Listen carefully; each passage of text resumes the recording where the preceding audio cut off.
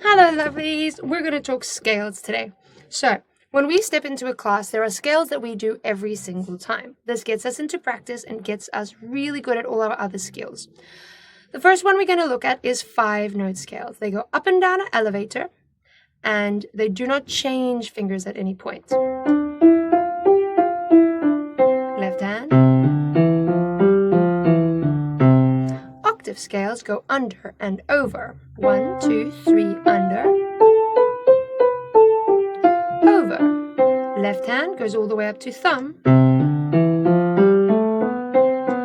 Under. Arpeggios never uses a ring finger.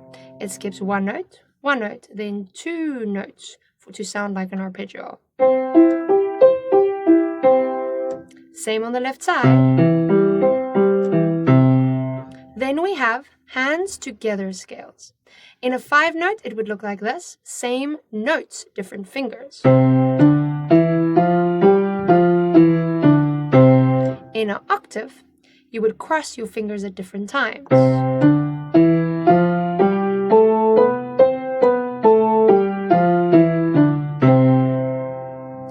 Then we have contrary motion scales where our hands go in separate directions. Our fingers would both start on the same key note, our thumbs, and we'd go from there.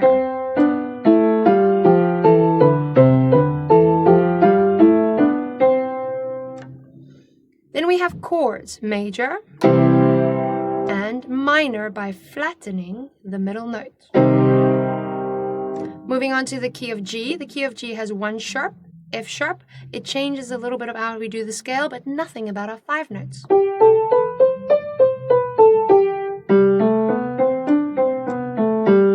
Our octaves, we have to keep that sharp in mind.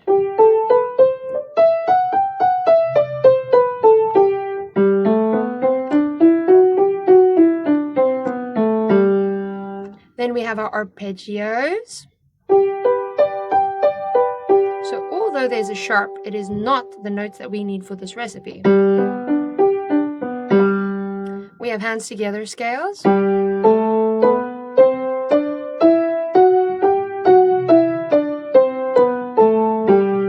then we have scales in contrary motion, which is opposite to each other.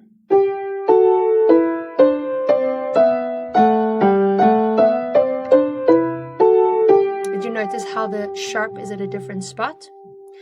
Then we have our chords, major. Flatten the middle note to make a minor, which sounds sad. Moving on to the key of D. The key of D has 2 sharps, Father Charles. That's our poem that we remember it by. Father Charles goes down and ends battle. So, Father and Charles, F sharp and C sharp, 5-note scales.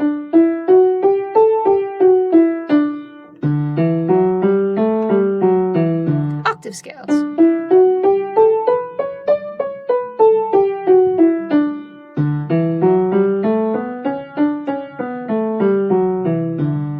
Then we have arpeggios. Now, if we have the note as a sharp in that 3rd note in the scale, it should be a sharp in arpeggio as well.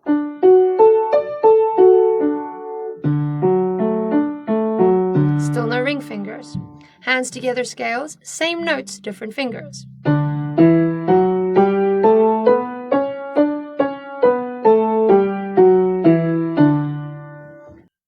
Then we have contrary motion scales, which we now have many sharps we have to keep in mind. So really do this nice and slowly.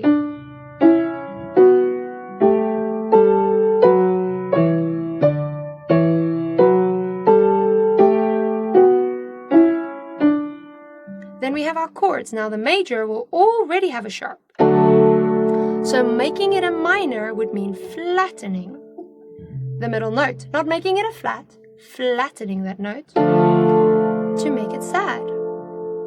Moving on to the key of A. Father Charles goes down and A. A's got 3 sharps, so we look at Father Charles goes. So we have Father, Charles, and goes that we need to worry about. That means as we start the scale, there's already a sharp in it.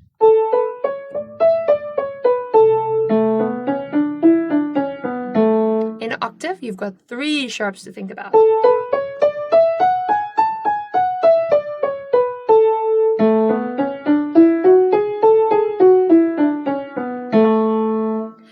have arpeggios, because there's already a sharp in the key, there will be a sharp in the arpeggio. Then we have A major hands together scales. It has a little more to think of because you have so many sharps, but the notes stay the same, just the fingers change.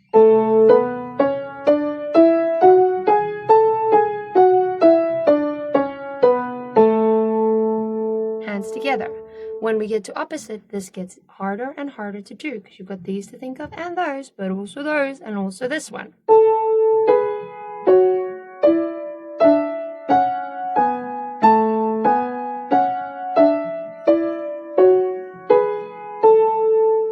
There we go with our scales in contrary motion, opposite directions.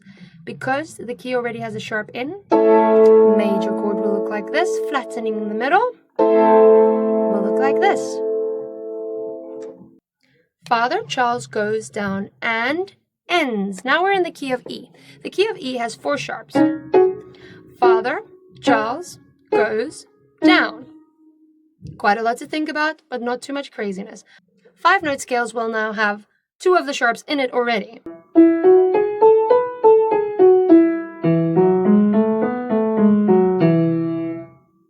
Octave scales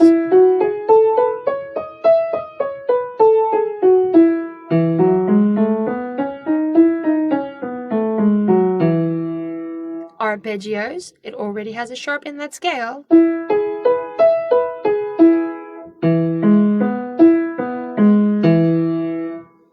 Our hands together scales, again, just keep up with all the sharps.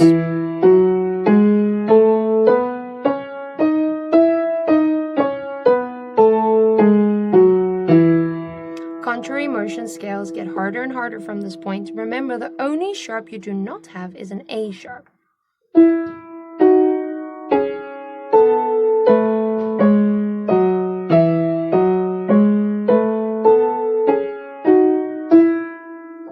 A chord in E will already have a sharp, so making it a flat would flatten that middle note, making it a minor and a major and a minor. Father Charles goes down and ends battle. So in B, we're using all 5 of the sharps. Father Charles goes down and. There's an extra little thing we have to remember here. In the scale of B, in our left hand, we will start on our 4th finger. In our right hand, it would work as usual. So looking at a 5-note scale, it would look like this. Still a normal finger in 5-note. When it turns to an octave, the right hand stays the same.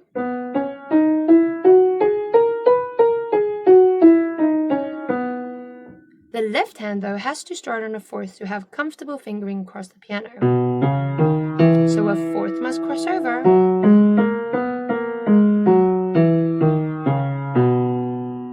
Moving on to arpeggio. Because there are already sharps in this key, there are 2 sharps in the arpeggio itself.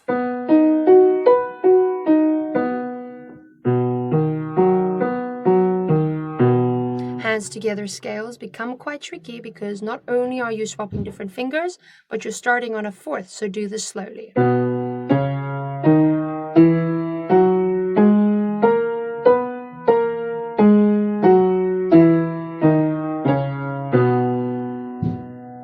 Opposite scales become absolutely manic with all these sharps to think about. Do these scales slowly.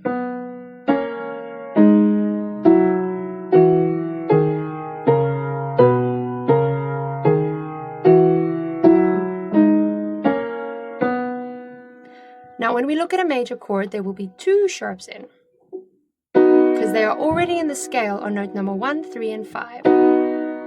And in the left hand, to make them minor, you won't move the 5th note, only the middle note. B minor. Finishing off with the key of F.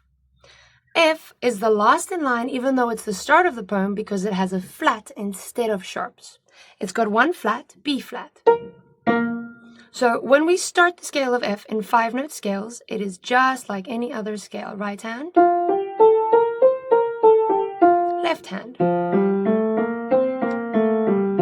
When we get to octaves, the right hand will not use the pinky. So just like in B, the left hand doesn't use the pinky, in F, the right hand never uses the pinky.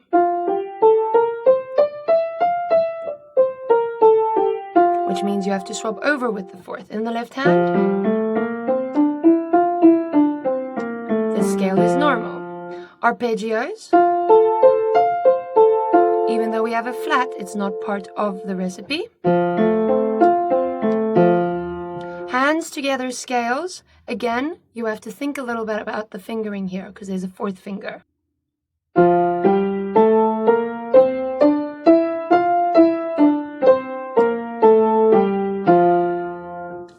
Contrary motion scales also has a different thing here because of that 4th finger. So you would go.